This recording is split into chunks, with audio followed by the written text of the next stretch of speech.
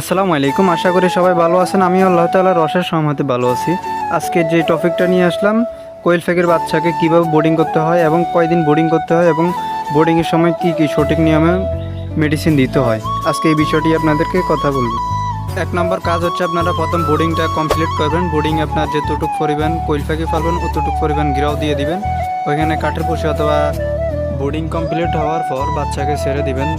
বাচ্চা ছাড়ার 10 থেকে 15 মিনিট পর খাদ্য পানি দিয়ে দিবেন। কোয়েল পাখির বাচ্চা বোর্ডিংয়ে ছেড়ে দেওয়ার পর প্রথম 12 ঘন্টা লাইসিবিট খাওয়াতে হবে। দ্বিতীয় দিন সকালবেলা শেফা ওয়ান, বিকেলবেলা থায়াবিন, এই দুটো ওষুধ, শেফা ওয়ান এবং থায়াবিন এই দুটো ওষুধ 3 দিন চালাতে হবে।